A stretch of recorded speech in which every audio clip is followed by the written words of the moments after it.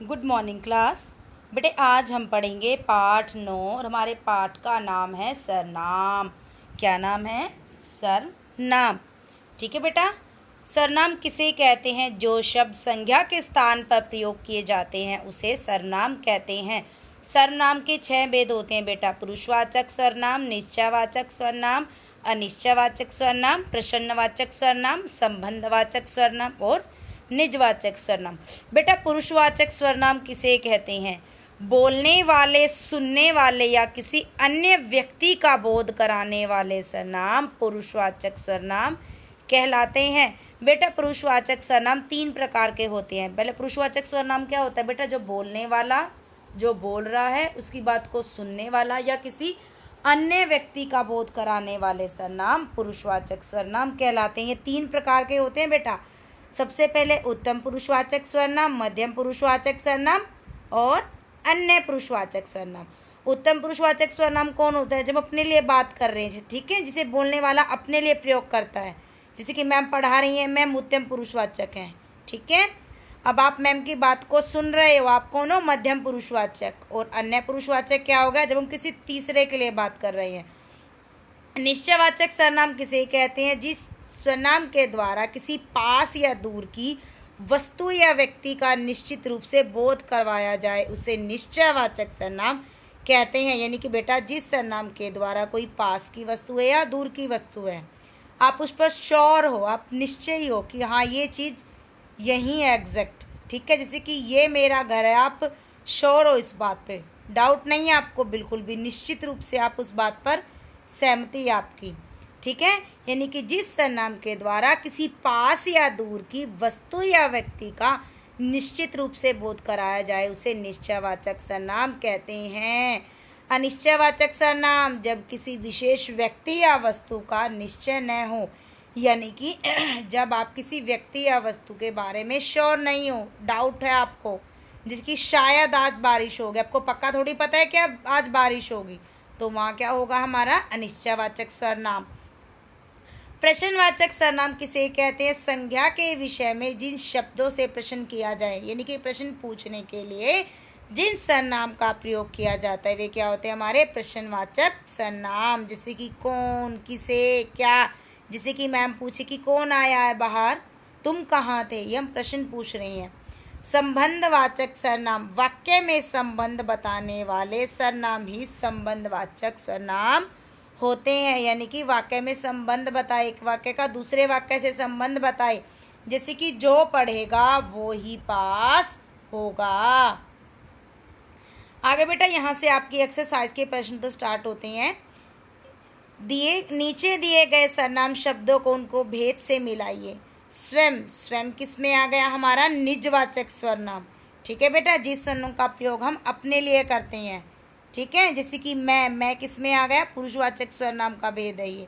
आगे है कुछ, मैम ने क्या बोला था? कुछ किस में आएगा? अनिश्चयनिक, डाउटफुल। और जो और वह किसका यहाँ पर संबंध बता रहा है ये। आगे है निम्नलिखित वाक्यों में से सर्वनाम छांटकर भेद भी लिखने बेटा इनके। जैसे कि बाहर कोई आया, इसमें कोई सर्वनाम है और अनिश्चयवाचक। जो अभी आए हैं उन्हें अंदर भेज दो, जो और उन्हें संबंधवाचक सर्वनाम। किस किसने गृह कार्य पूरा किया, किस किसने प्रश्नवाचक। गमला ले आए, इसे यहाँ रख दो, इसे यानी कि निश्चयवाचक सर्वनाम। किसको पता था कि भूकंप आएगा, किसको अनिश्चय में आ गया, पता थोड़ी था, श्योर थोड़ी थी उस बात पर। उन्हें वर्षा में आनंद आता है, उन्हें किस में आ गया? अन्य, यानी किसी तीसरे के लिए बात हो रही है। उसे अपने आप पूछने दो, उसे यहाँ पर ये भी किस में आ गया? अन्य पुरुषवाचक सर्वनाम। वे बाग में घूम रहे थे कि उन्होंने अजीब किस्म का फल देखा, उन्होंने अन्य पुरुषवाचक। आगे वाक्य में आए सर्वनाम का शुद्ध रूप लिखकर वाक्य दोबारा भी लिखना है बेटा। मेरे को भोजन खाना है, यानी कि मुझे भोजन खाना है। तेरे को हमेशा जल्दी रहती है, तुम्हें हमेशा जल्दी रहती है। वह बाहर जाना है, मुझे बाहर जाना है। उसे कल लौटेगा, यानी कि वह कल लौटेगा। वे कपड़े अच्छे रंगता है, यानी कि वह कपड़े अच्छे रंगता है, यानी कि कलर करता है। सरनाम और उसके भेद के लिए सही विकल्प पर ठीक का निशान लगाना बेटा। वह प्रतिभाशाली छात्र है, वह किसमें आ गया, किसी तीसरे के लिए, अन्य पुरुषवाचक। शायद कोई बाहर खड़ा है, कोई अनिश्चयवाचक। कौन है, इनकी कौन, प्रश्नवाचक। वह स्वयं ही चलने लगी, यानी कि निजवाचक। आगे है निम्नलिखित सर्वनाम शब्दों के दो दो रूप लिखने बेटा। हमसे क्या बन जाएगा, हमको, हमारा। आप, आपका, आपकी। तुम, तुमने, तुम्हें। वह, उसने, उसे। जो, जिसने, जिसके। अब यहाँ सर्वनामों से बेटा वाक्य बनाने हैं। मैंने खाना खा लिया। इनके लिए भी खाना ला दो। जिनका बैग खो गया है वे अपना नाम यहाँ लिखवा दें। आगे है किसी ने मेरे भाई को देखा। उसके बाद क्या है हमारा, उन पर तुम्हारी बातों का कोई असर नहीं हुआ। उसके बाद है बेटा यहाँ पर संज्ञाओं के स्थान पर उपयुक्त सर्वनाम लगाकर पुनः लिखना है बेटा। जो संज्ञा है ना, उनके स्थान पर सर्वनाम लगाकर वाक्यों को दोबारा लिखना है जिसमें दिए गए हैं।